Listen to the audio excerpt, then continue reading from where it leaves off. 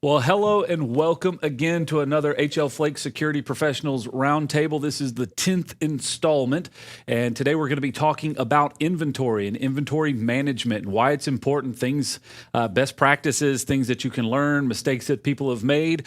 We're going to have a lot of fun conversation today. My name is Chad Lingefelt with Lockdock Security in Charlotte, North Carolina, and it's been my honor and privilege to help host the Security Business Professionals Roundtable over the past 10 weeks or so alongside of HL Flake. And so we're excited to be here again today. We've got some guests joining us today from all across the country, so we're pretty excited. We've got David down in Houston, Joel is in Louisiana, and John is out in Colorado. We're going to let them introduce themselves here in just a second so we can know who everybody is and where they're from and what they're all about. So we'll do that, and then we'll get into some fun conversation today about inventory management. So, David, we'll start with you since you're in the top left-hand corner. Give us a little bit of intro. Where are you, and who are you? All right, David Kane with HL Flake, in charge of all of IT and operations here. So we leverage the technology to help manage inventory to make sure the products flow out when you order. There you go. Been with the company 25 years now. 25 years. So you've seen a lot. I've seen it change from the original paper order days to the WMS system that we're running today. Very cool. Well, I can't wait to get more into that in just a few minutes. I've had an opportunity to visit you guys down there, and you showed me kind of behind the scenes on that, and it's really cool stuff. So thank you very much for being here today. We'll jump down to Joel. He's in the bottom left-hand corner. Joel, give us a little bit of introduction, where you're from and what you've been up to. Well, I've been in the security business locksmith business for 29 years. We are full service. We do commercial, automotive, residential. We also got into security cameras and alarms over the last 3 years to help diversify the business. I basically dispatch and manage the shop here, and we have 5 service trucks on the road. Very cool. Thank you very much for being here today. We'll jump over to John. John, give us a quick little introduction. I'm John. I'm with Reliance Security out of Grand Junction, Colorado, and I do locksmiths and camera alarms, that kind of stuff out of the shop here. Very cool. So got some diverse group of offerings here today. Obviously, we're based in Charlotte, North Carolina.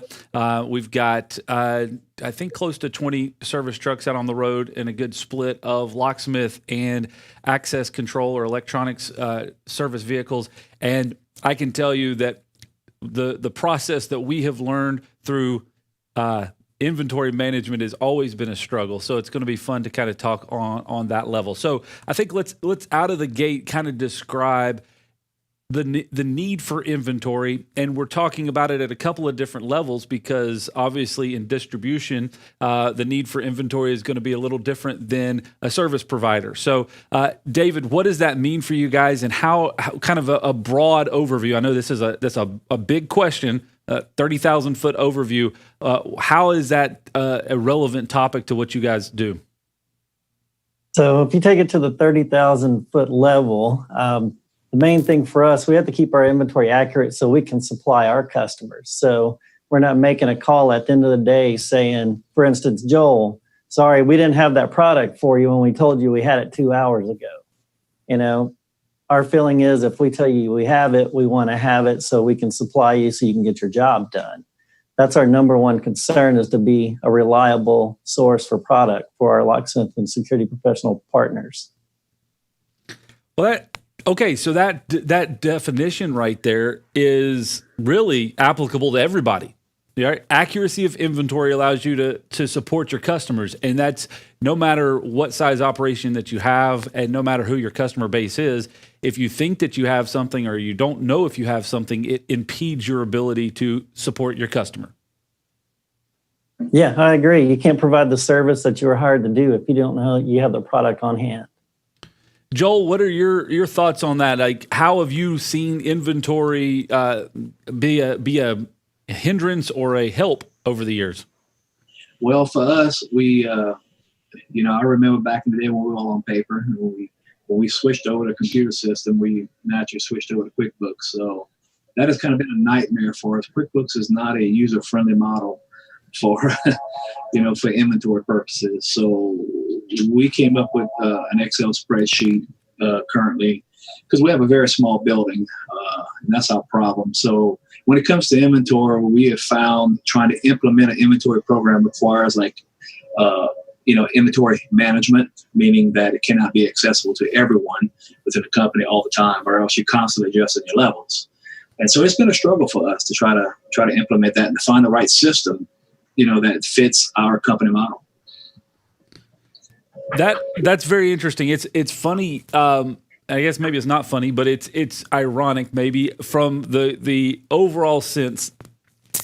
We've had this conversation in our industry so much, and when you start talking about inventory, people get really, really passionate about it. Number one, inventory accuracy, counting it, making sure that it's there, applying restrictions to it, making sure that it is accessible to the people that need to have access to it. And then it's also a little ironic that we're all in the security industry and that we're going to try to protect inventory from the people that should be able to access it regardless. But it is the fact, the more hands that you have in something, it typically is not something that's got malice associated with it. It's the fact that it's just grabbed because you think you might need it, and then it rides around on the truck, and then that becomes lost. So, John, from your perspective, ups and downs of inventory, how have you seen that to be a benefit or a hindrance?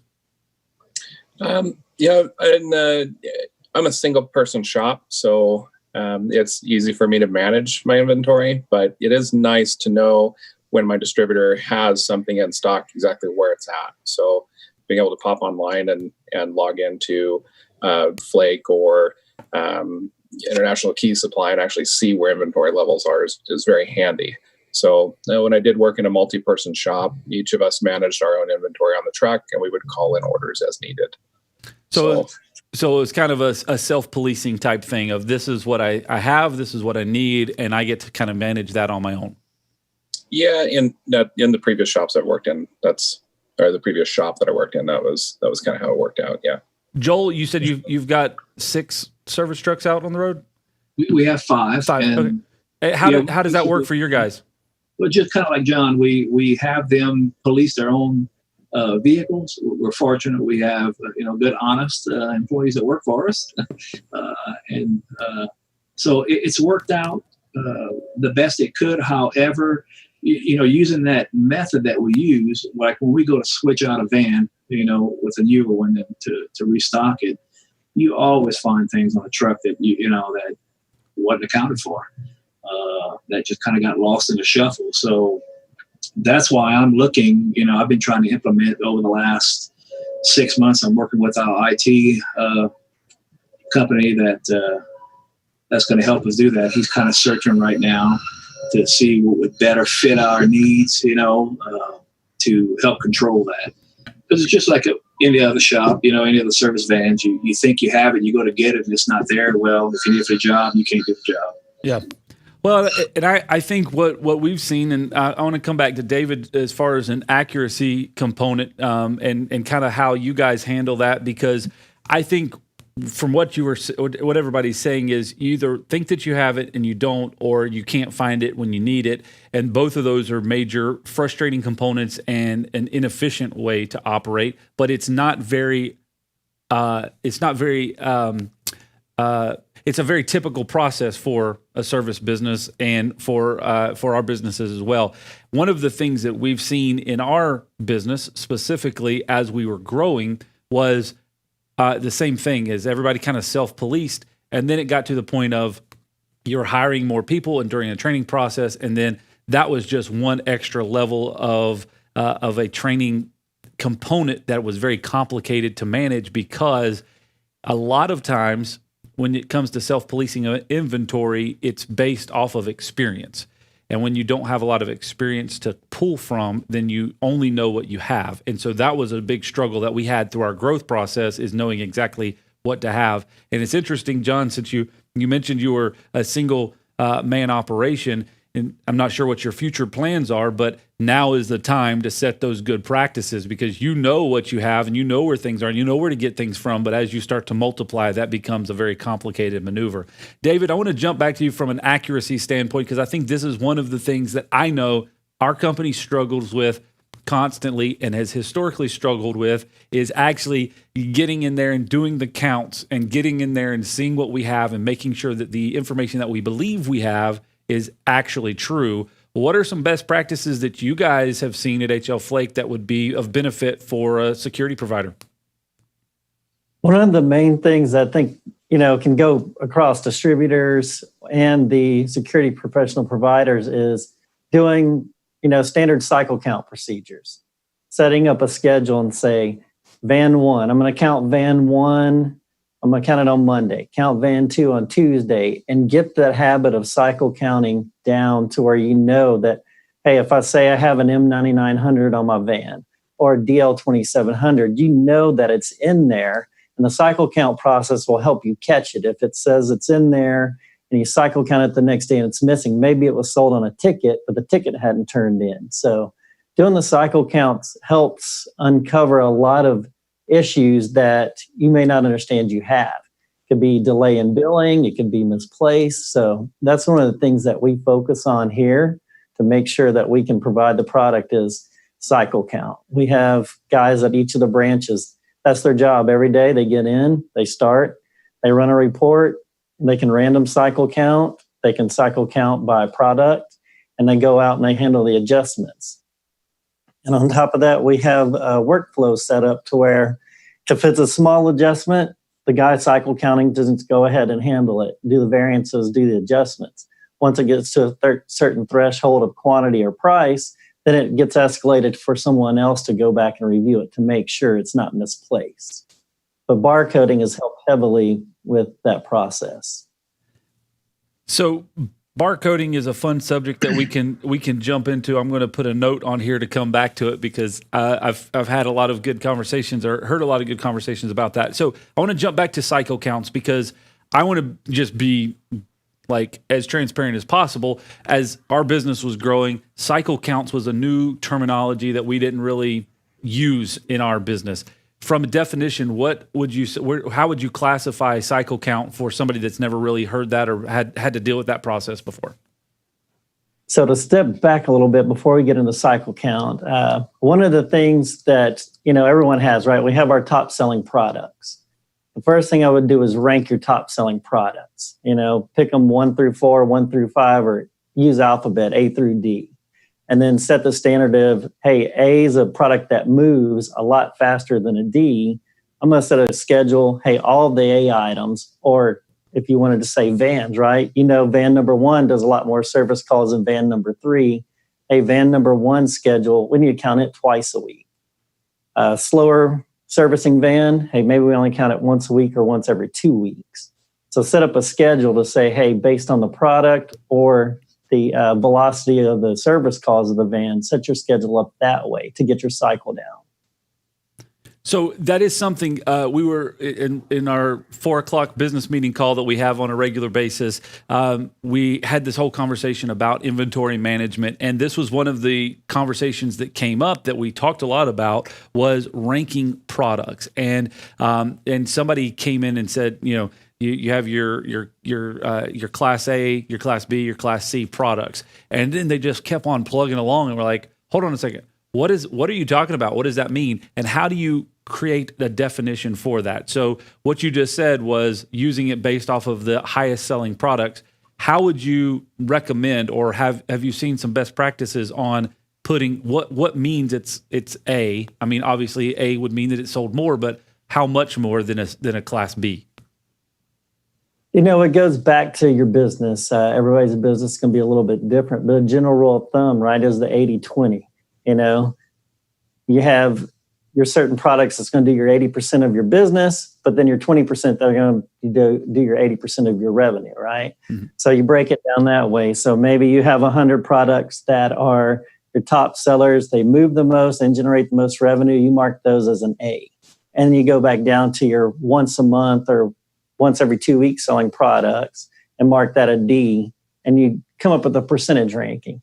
Is it 80, 15, 5, or is it 75, 15, 5, 2? You just have to do the math and set it up. But it's just based on how much you sell it. What's the volume? Okay, so one way to classify it would be maybe your Class A is something that you're selling daily, Class B would be something weekly, C would be monthly, and D could be quarterly. Is that kind of what you're saying? Exactly. Yeah. I want to come back to some of the other things that you said here. Joel or John, do you rank your products that way? I know for us, this is a new thing that we're trying to implement, so we haven't quite mastered it yet, but have you operated in this manner? I haven't. No, we were advised by the person who set up our point of sale system in our retail shop to do that.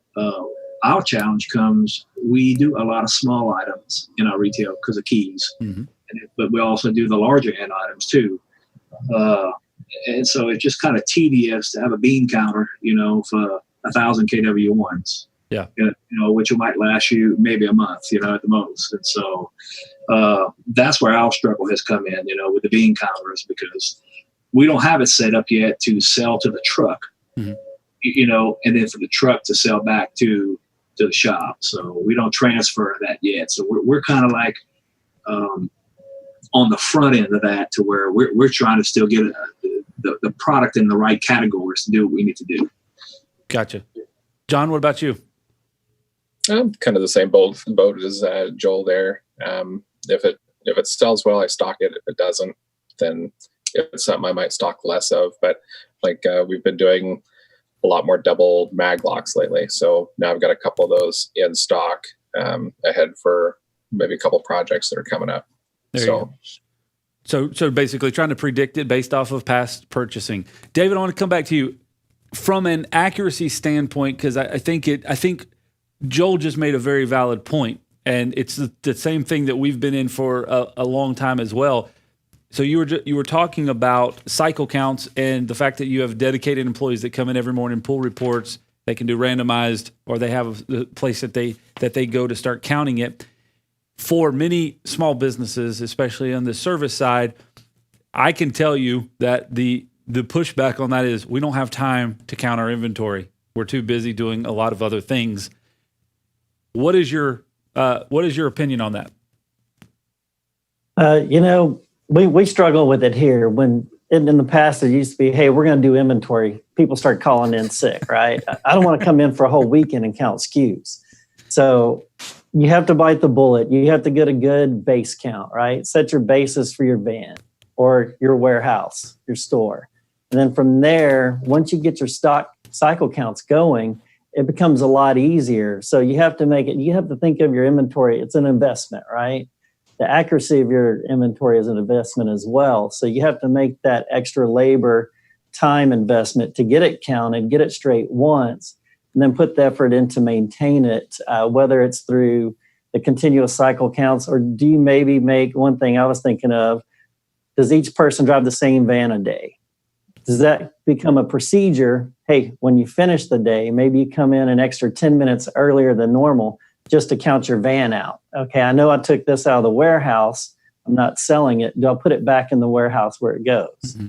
Or develop some kind of procedure to check it in and out? That's very good advice. So if you take small components now, Joel, I'm kind of toss down to you. Are your guys assigned to a van, or do they kind of grab first available? No, they're all assigned to a van. And when we first got into the alarm business, what we did is, because we didn't have it, we had naturally a guy dedicated to one van with that inventory. And so we used that Excel spreadsheet, and he was accountable to count it once a week. And then the guy I had a part-time guy here at the time who was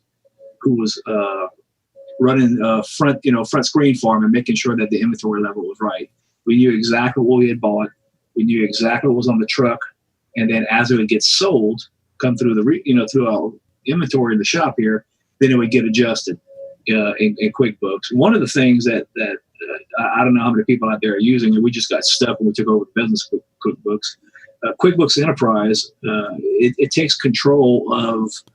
It basically takes control of everything, and so you cannot run like point of sale through Enterprise, from what I gathered, you got to run enterprise through everything else. So it's kind of, the way they set up is kind of backwards. It makes it a little frustrating to get that done. So. Gotcha. So your vans are assigned to an individual, and you have had some success with basic weekly countings, and to try to adjust that based off of what is being sold, which is, I think, a very good practice. If you can do that, and it sounds like that was for a category for the alarms. If we were able to do that as an industry, if you dedicated the time to counting your van inventory for a locksmith or door tech on a weekly basis, how much more effective and efficient would that be? And my question is on that, because I don't know that there's a lot of people that are doing that regularly now. My question on that is, what is a estimated loss that we would have? And I don't know that anybody can answer that question. Maybe unless David, you guys have done some numbers on loss when you come down to inaccuracy of inventory.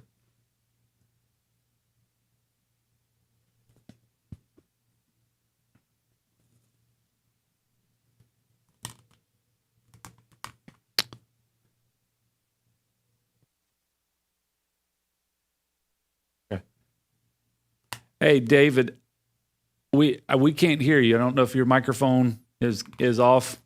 It looked like you were saying a lot of really good stuff. All right, while he's getting that adjusted, the batteries may have gone dead on his microphone. While he's getting that adjusted, I'm interested to kind of circle back to that of what kind of loss would happen if it's estimated. If you had an estimated $5,000 of loss annually on every truck, Joel, that starts to add up $25,000 a year. Maybe that's a high number. Maybe it's a really low number. And then until, that's a question that we have batted around in our organization quite frequently. Have you run any type of numbers on that? Is that something that you've processed? No, I can't say we've run numbers on it, but we haven't processed it completely to the end. The one van that we kept the tightest inventory on had the more expensive material on it. The loss on that van was very minimal. It was like 1%. It was really low. As far as for the cost of inventory that was on there at any given time, material wise, was probably carrying, it ranged from $5,000 to $7,000 inside the van. So it was small things that would come up missing. A sensor, $17, whatever. So it was smaller things, and typically the tech had forgot to mark it down because it was under warranty. We had to go back in and adjust it under warranty to get credit. So that was the only losses we had there. I think the challenging part would be for, let's say, automotive locksmiths or somebody who's well-rounded and does quite a bit of things, who carries, locks, keys, a variety of things, to be able to see what their top sellers are and actually what is needed on the truck. Because I think for us, our biggest problem with that would be we carry things we don't need to. And then you end up with dead inventory. Mm-hmm. And then by the time the inventory is circulated back into the warehouse, or into the office, it becomes practically unsellable because it's been sitting on a truck, for a year. Most definitely. Well, and I think that's a valid point. And you go back to the ranking your top products that David was talking about earlier with the daily, weekly, monthly, quarterly. And obviously you can shrink what you have on hand for your quarterly and monthly, because you should be able to get that in other places without having to sit it on your shelf or on your van to lose that. So I was just kind of running some numbers here. If your business was purchasing cost $250,000 annually in products, if you lost 10% of that through dead inventory, damaged inventory, misplaced inventory, that's $25,000. If you shrunk that down to 5%, to be a little more conservative, that's still $12,500. You have a potential loss if you're buying $250,000 worth of material. I would venture to say, Joel, that's probably close to where you are at that point. So looking at those types of numbers, I'm wondering, does that change? When we started doing those calculations, it started to change our thought process on how do we get this thing under control? Because if it is a 5%, if it is a 10%, and we start seeing that number change as we start to increase our purchasing, then that's a whole different game that we're dealing with. So dead inventory is definitely an interesting thing. Getting a good base and then categorizing your products, I think, are all valid components. David, do we have you back now? No, they're still working on the audio. So, John, from your perspective, being kind of a sole proprietor and kind of really knowing everything that's going on, do you see value in doing regular counts on your van, or is it just one of those things that could be a nuisance? Actually, counts come into another aspect for me too, is if I don't have it on the truck, and I think that I might, I've got to make a return trip back. So if we're talking about loss, there's loss of revenue every time I don't have a key and knob cylinder on the truck that I should have. So other than that, I agree with accurate counts are highly important, not just for worrying about dead inventory, but worrying about no inventory in a particular product that we should stock. Yeah, that's interesting. I think for all of us, if you started to calculate and say, well, hold on, take my my annual revenue, divide it down by the number of service visits that I do, and then get my kind of average service ticket amount, and that's an easy target, at least to have a viable number to look at. A lost trip could be, what is your average? $125, $200, $150. Now, every time I have to make a return trip because, man, I should have had that and I don't, now I'm starting to pile up money in that loss category because I've lost productivity. I think that's a valid point. Yeah, and in my area, it can be, I might have to drive 2 hours to get to finish the job that I didn't have the product for. That could be several $100s in some cases. There you go. Yeah, very, very good point. David, do we have audio back now?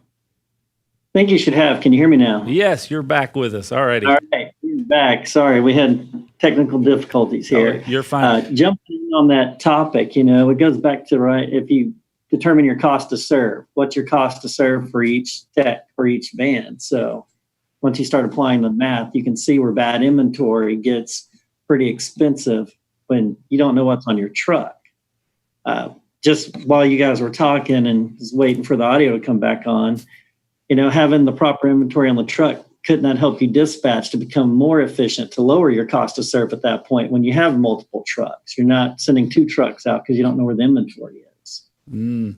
That's a very valid point. If you had the visibility to see what you have on each truck as kind of a live number, then you could say, oh, well, I'm sending this person out to replace 4 lock sets. This guy only has 2 on his truck, so that's a waste of his trip to go there, but this guy's got 6, so he's got a good likelihood of having what he needs. Yeah, and I think that helps, right? You could provide a better service to your customer at the end of the day. You're not sending 2 trucks out, you're just sending 1. Most definitely. So we've talked about cycle counts. One of the things that we got into a very, very deep conversation, so I want to kind of keep it as a high level as possible, but we talked about inventory turns. David, give us a definition of an inventory turn for those that are watching that may not be familiar with that process. So inventory turn, you look at a certain time period that's in your books or a certain time period in your van and say, let's just take a year. And you say, okay, I'll take, since M9900 brought that up, I have 10 M9900s. And I've sold 2 in the course of a year. So you do the math on that and say, well, M9900s only had 2 turns a year. That's a very simple definition, but, keeping it high level. You're looking at the number of times you sold the product in a certain time period, are you looking at your turns per month, turns per week, per year? And it goes back to the ranking of your products at that part if you really want to get granular. Maybe you want to say my A items, I want to get 10 turns out of my A items in a set time period. But your D items, you're only going to get 1 turn. So that goes back to the importance of ranking as well, because the ranking is going to play into the turns. Well, and I would also venture to say it goes back to the importance of having a good base count, because you can't rank 1 if you don't have a good base count, and 2, you're not going to be able to calculate your time periods because you don't know what you have. Exactly. Joel, John, I want to get your perspective because I know what ours has been. How have you seen, you both are engaged in the industry. How have you seen the conversation, the general perspective on the level of importance of inventory management versus the actual time spent on inventory management versus the disdain for dealing with inventory management? There's kind of 3-tier category. Joel, what have you seen? Well, that comes, as you mentioned, as you guys were growing and expanding, when we were, one van or two van, it was relatively easy. The importance wasn't there. It was like, hey, we knew what we had for a small group of people. Then all of a sudden we got to, 5 vans, and it becomes rather challenging. And you say, well, wait a minute, how much money am I actually losing? What do I actually have out on those vans compared to what I have in stock in the warehouse? And is it getting turned? And that becomes a problem because you end up with, like we just talked about, beat up inventory, unsellable inventory, damaged, if you're not doing the turn cycle count correctly, if you don't have it. So, I know our vans that we have out on the road right now, not having that inventory in place is costing us. It's costing us a pretty penny a year not to be able to rotate that out and not know exactly what is on that van right now. John, what are your thoughts? I have a $200 piece of hardware that I just found on my truck because I didn't know it was there. So, and I can't return it because it's a year old. So it's one of those things like Joel's just saying, you don't know what's on the truck. You're losing out big time. Yeah. So, and now when I go to sell that product, it's out of the manufacturer warranty for sure. So now it's double costing. So if it's something that fails in the next 6 months, I still have to foot the bill for that thing. So as far as I don't know, this is definitely an interesting topic because I've been dealing with it for years. When I ran a store for folks like me who came in and bought stuff from, so I worked for a supplier and keeping our inventory in stock, and then now transferring that over into the tech side is a little different. But it's still, I think it's very important, and I hear folks that say the same thing. So I think we can all agree that it is an important thing, but it's something that in the prioritization list, I'm going to just say it from my end, so not to indict anybody else, and you guys can give your own opinion. From an importance list, it's like we know it's important and we really believe that it's important, but we actually don't act on it as it's important. So if there's 1,000 things that need to get done, that gets moved down to like 999 because everything else is more important, even though we feel and we think that it's important and we say that it's important. My takeaway from this conversation is when you're smaller and if you have aspirations of developing and growing a business, this is a major fundamental foundational component. If you don't get it right in the early stages, it's going to come back and bite you at some point, and it will be very, very frustrating. And it's not going to get better as you scale. It's going to get significantly worse as you scale. What are your thoughts on that, David? You look like you're about to jump in there. Oh, no, I would wholeheartedly agree there, right? As we went, being here so long at Flake, I remember when we had X amount of SKUs, right? 5,000. Then we grew to 10. Then we're at 20, 25 when we finally started implementing the WMS. And it was a nightmare trying to keep those 25,000 SKUs going, just pen and paper, right?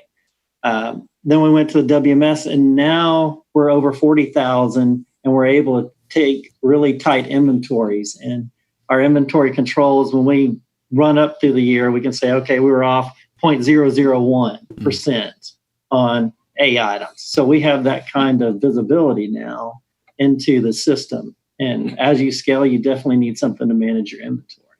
Most definitely. So let's get tactical here. All right. That's one of my favorite parts of having these types of conversations. So we've kind of talked theory. We've talked facts. Let's get tactical.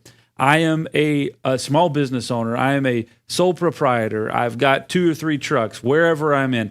Okay, I got it. Inventory is important. I don't have software to deal with it. I don't have time to think about software to deal with it. What are my first steps? I've got a bunch of widgets and gadgets. I've got vans, I've got a warehouse, I've got a storage container, I've just got a bunch of junk. What is step number one? I go for the KISS method. Go ahead, John. I'm sorry. I go for the KISS method, is keep it as simple as possible. So on a storage bin, I have the number of items that should be stocked in that bin. I just have it written on the top there. And when I notice that thing drops, maybe I have a minimum and a maximum. And when it hits that minimum number, then I'm writing it down on a piece of paper, or shooting a text message to my supplier, shooting off an email, something like that. So then it's right there at the bin. I don't have to worry about thinking into software, which I've tried a couple different softwares. And like Joel was saying, QuickBooks is a nightmare. And then I've used some independent softwares on the phone that scan barcodes. You can add in your own stuff and all that, but it just takes up time, where a piece of paper written down right on the bin is very helpful. So starting point, put your number on there. I want to keep 5 of these. I want to keep 50 of these. I want to keep whatever. And if it drops below this certain number, so I can have my max, I don't want to have more than 100, but I don't want to have less than 25. And as soon as it hits to that point, write it down on a notepad, write it down on a dry erase board that you've got mounted in your van, wherever it's at, and you can easily keep track of that, and then set some regularity to replace those parts. Yep, that's typically what I do. All right. So once that process is expanded, and now you've got a couple of people, now everybody's got to remember to do the same thing. It sounds like Joel started with a spreadsheet. Joel, what was the process for taking and implementing that spreadsheet for you? Because it's using software, but it's more of a manual process, taking outside of the automation side. What was that process like for you guys? Well, for us, we actually started it, and it got to be such a hassle to keep up with it. We dropped the ball on it. Once the hardest thing is, like David was saying, getting all the inventory in those categories and deciding on what you were going to count. I would advise people not to try to do everything in the service vehicle if you're doing that, or not everything at one time, because we went from the approach that, hey, we want to know what was on the van. Well, you can't do that. You're taking up a lot of time from your road techs when generating income for you. So what we would do is we want to say lock counts. What locks we have on the van. You could classify that residential, commercial, whatever it would be. That's kind of what taught us our lesson. We had to pull back a little bit and then say, if we're going to really stay up on top of this, we need to do it in sections. And so that's kind of what we did. And then we went from that, and we tried to implement the inventory on the QuickBooks side. And as John mentioned, that's not successful. So we're kind of in the middle right now. I'm hoping by no later than the first of the year, we switch over to a new system and have some people look into that for us to see what we can tie in. David, what's your perspective? So maybe it's handwriting items on a bin, maybe it's starting with a spreadsheet. When that is either working or fails, what's the next step for that? Or maybe once you outgrow that process? Once you outgrow that, say we're going from John's to Joel's to the next step, personally, I would suggest barcodes. There's a lot of barcodes out there. There's a lot of different barcode methods. And, we've all learned. We tried barcoding the warehouse a couple times in the early years, and we just weren't ready for it, and it failed. So you have to be ready for it. There has to be a stage where you're ready to make that commitment, and you have the right people in place to help you get that, or the right partner, or the right mindset, I should say, to make it work. And once we got the barcoding and we got it working and understood it, then the rest kind of fell into place. We know that, hey, if we barcode the bin, so now you have the bin barcoded and the item barcoded, it makes it easier because you can scan the bin, see what's in the barcode in the bin. Then you can scan the part number back to the bin. So if you want to move it, you know exactly where you moved it from and to, or if you sold it for that matter. Most definitely. And some of the conversations that I've had with people about barcodes is it was too complicated, one, to set up and implement, and then second, to manage. And the concern with that was they were having to essentially do a lot of that in the office work. and it was kind of bogging down the process. So I think to add on to that is, especially in the field, in the service industry, anything that you can do that's going to obviously connect up to that thing that we all carry around so that we have the ability to scan that and do it and make it effective. But I think to everybody's point, do it in small increments. Get it started, but don't be, it's because it's an overwhelming task, no matter what size the business it is, it's an overwhelming task, but it is the best way to keep it automated. Once you put barcodes on it, and it is time intensive as you get started, but the gain that you win on the back end of it is the fact that now I know exactly what this part is. So maybe I'm a tech in the field and I don't know exactly which part this is. Maybe the barcode or the part number that's on there is different than the part number in the system. Well, the barcode automatically pairs all those things together for you, so it creates a little more efficiencies there. And I think to Joel's point, one of the things that he said that I think is a general consensus across our industry is you can't take time away from the field techs. They're the guys that are running the jobs. They're the guys that are generating the revenue. And my question on that, and this is where we've battled back and forth, and we are definitely not there on this level for the inventory. But my challenge for all of us is I've used the analogy before that we're a speedboat going down the river, down the lake, and we've got a massive leak in the gas tank, but we have somebody standing there pouring gas in there so that we can stay going, so that our motor can stay going, but we're pouring out more than we're putting in.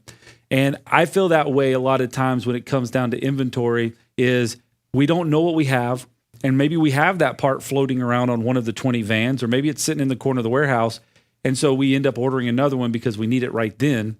And so we take the urgent over the important, and then we now have extra cost because we have purchased that part twice when we didn't need to. Or maybe we purchased it 10 times because if it happens one time, it happens multiple times.